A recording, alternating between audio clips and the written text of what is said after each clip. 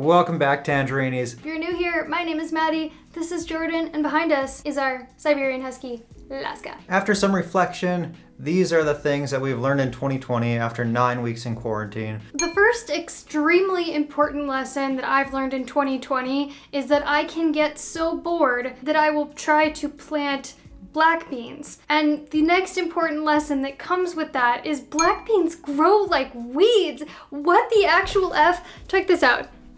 I planted these 3 days ago into soil. It did take a couple days to put them in a paper towel, wet paper towel, and have the bean itself sprout. But then 3 days later, this? What? That's unreal. It's blowing my freaking mind right now, making me feel like I need to refine my green thumb a little bit and start experimenting with other crap. So I already have. Celery. Also, our celery went bad. I chopped it off at the butt and then put it in water.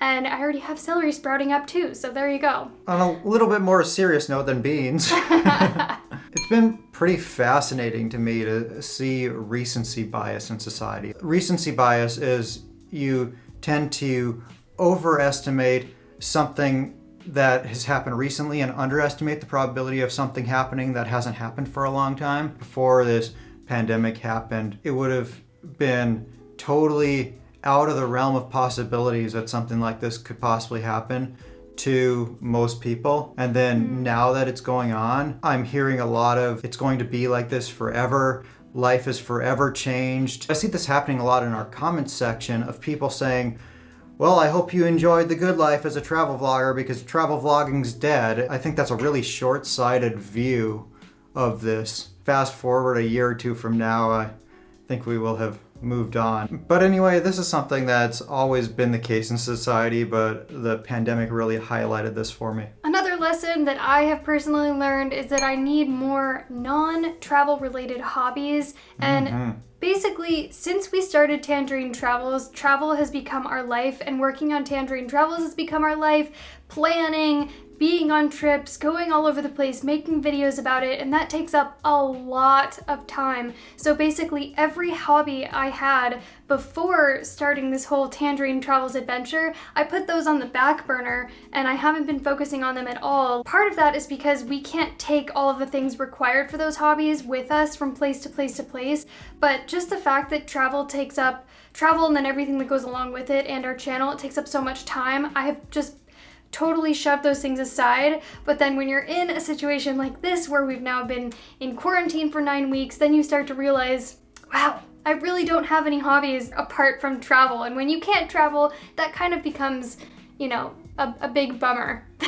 So that kind of leads me into the next reflection I had. Preppers have kind of been ostracized in society, but unrightly so. They helped make sure there was food on the shelves for other people. They helped make sure there was toilet paper for other people, that there were masks for people. Why this led into this one, though, is something I feel that preppers probably underestimate is boredom. That's one thing they don't prep for, is the boredom factor that may come with some crazy catastrophe. Stock up, have some toilet paper, but also have some games, have some novels. Puzzles, books. Other things things you enjoy doing. Another lesson that I've learned is that it's kind of scary how misinformation circulates on the internet, and this was especially highlighted by this pandemic. Seeing the way that information, even what was considered accurate information at the time that it was being given, seeing how people internalize that information and then act on it, only for that same accurate information to change a week later or 2 weeks later. It's just truly...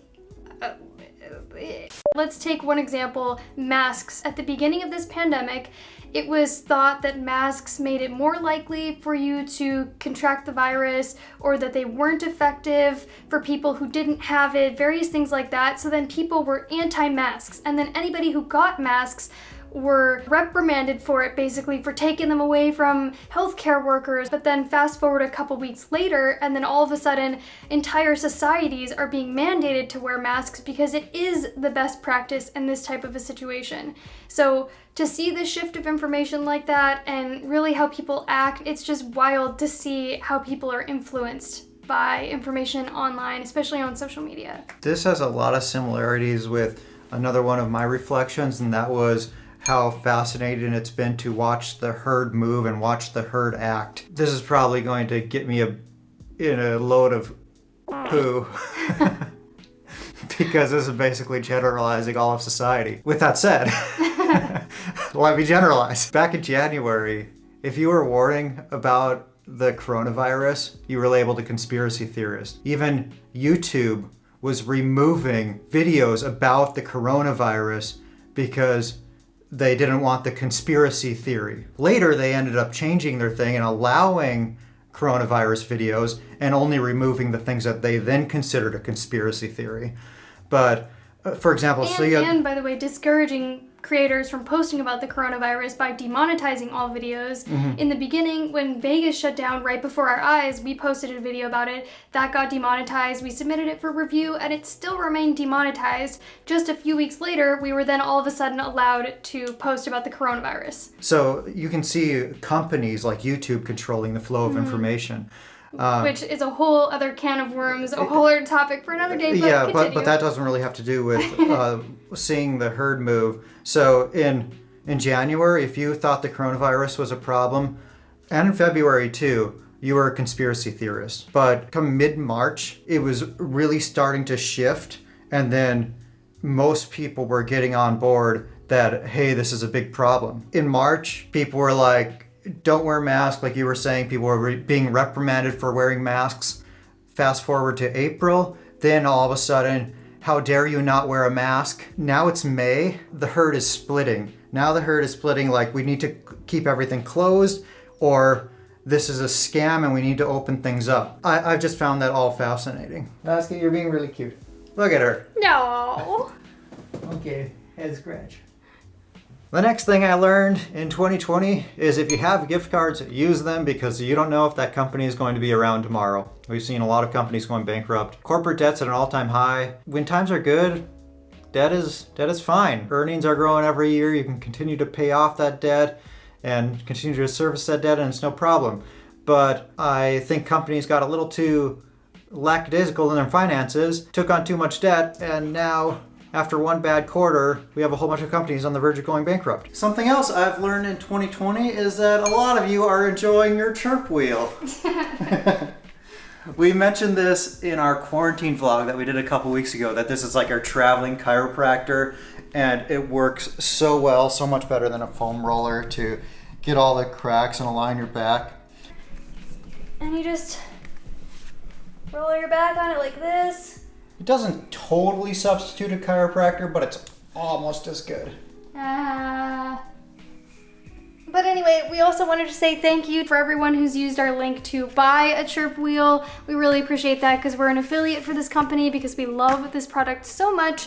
And whenever you use our link, we get a little chunk of change from that. So that helps us to produce more videos just like this.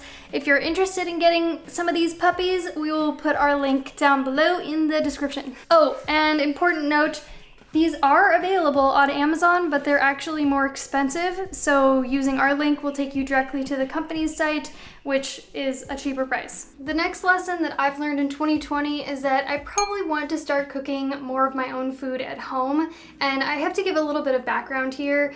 For a number of years, something like 5 or 6 years before we came to Mexico, I was having to cook basically all of my own food because I was developing more and more and more food allergies and food sensitivities as the time went on. My health was in shambles. It was totally in the toilet, so I wasn't able to go out to eat for basically like half a decade. So when we came to Mexico, the food, for whatever reason, vibed more with my body, or my health was improving, so I was able to eat out like basically all the time with just a few select restrictions: onions, sesame seeds, and peas, and I don't eat gluten. But since this quarantine and we've been in self-isolation, we've cooked 100% of our meals. Something that I've noticed is my skin has cleared up a little bit more.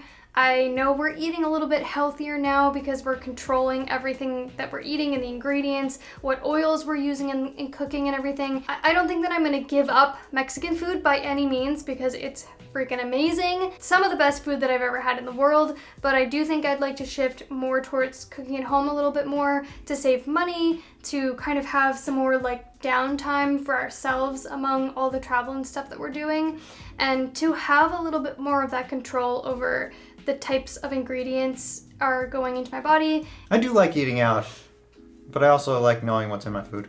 Mm-hmm. Since we've come to Mexico, there has been no period where we had as much free time as we do right now. But even though we have more free time than we did before, when we think we have all the time in the world, time still flies by. I don't know, that's kind of crazy how that works. So I guess the lesson is make use of that time and don't let it go to waste.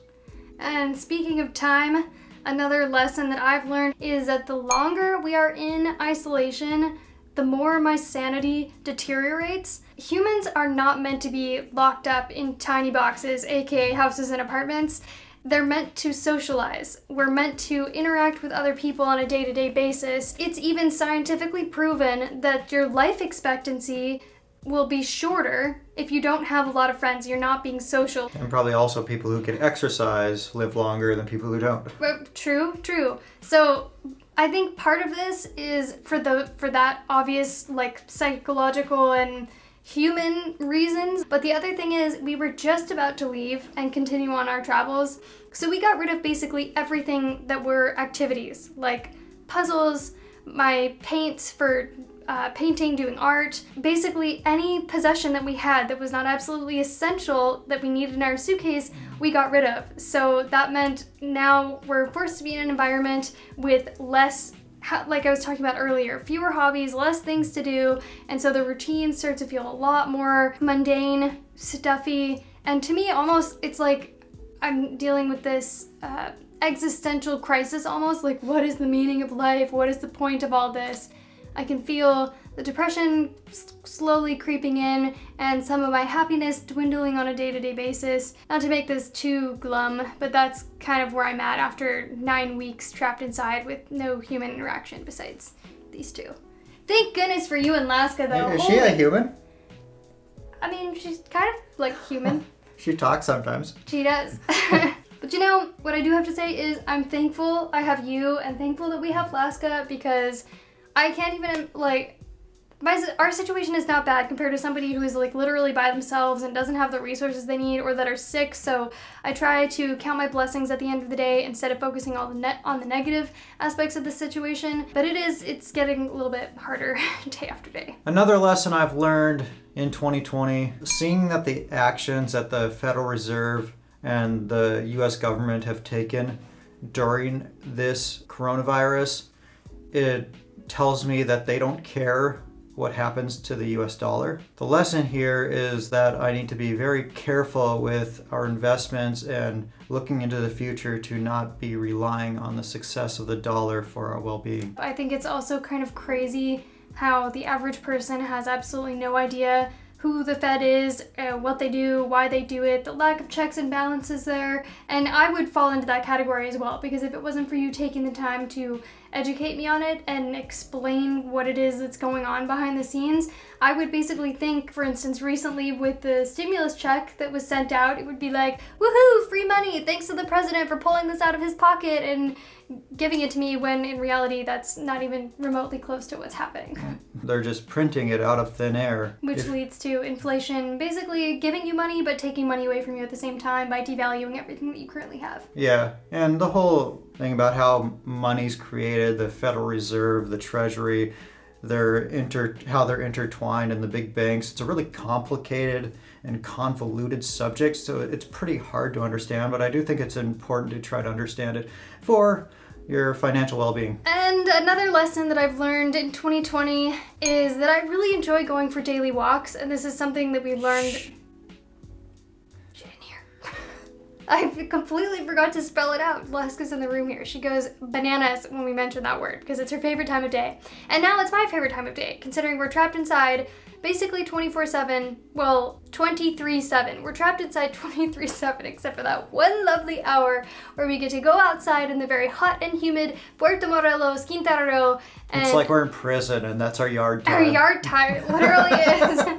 But since we've been doing that every single day for 9 weeks since this quarantine started, I'm realizing that type of exercise, I can notice the difference in my health, and it's not even doing anything crazy like going and lifting weights at the gym or anything, but I can tell it gets my heart rate up and it's improving my health. It's keeping me as sane as possible, or keeping my head a little bit more clear than it would be if I wasn't getting any activity. It's actually just nice to get up, get away from work, talk about whatever. We talk about every random thing under the sun. And nature's always nice. Yeah, like being outside in we've nature, both yeah. known that we've loved nature for a long time. That's why we love places like Tapalpa so much. Yeah, so it's kind of just like a silly little lesson, but we weren't really making time for daily WALKs before this.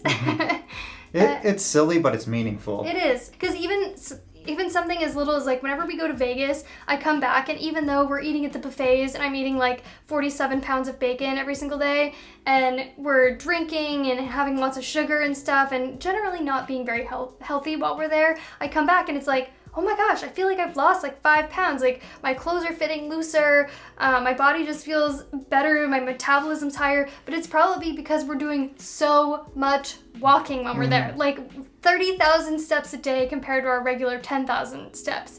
So that should have been an indication to me long ago that a daily walk would probably be a good thing to add into our routine, and a healthy thing even when we're not getting to the gym to do anything else. Yeah, and that wasn't on my list, but another thing I learned was that I miss working out. Yeah. I want to be able to work out, and I wish I had access to a gym. We used to go to Planet Fitness? Yeah. Yeah, we used to go to Planet Fitness, and it was like $20 a month. We could both go. It was air conditioned. Oh my gosh, what a luxury. A gym with air conditioning. And I agree. I miss the gym also. But for now, the daily walks, I'm good with that. Anyway, these are the things that we learned in 2020 so far, and after 9 weeks in quarantine, please, Lord, let this quarantine be over soon. Oh my gosh. No kidding. What's a lesson that you have learned so far this year? Let us know down below in the comments, or what you thought of this video. If you enjoyed this video and you want to see others that we create, be sure to subscribe to our channel. And one more thing before you go. Gong that bell so you will be the first to be notified whenever we release a new video or start a live stream like the one we'll be doing tomorrow. And we'll see you soon.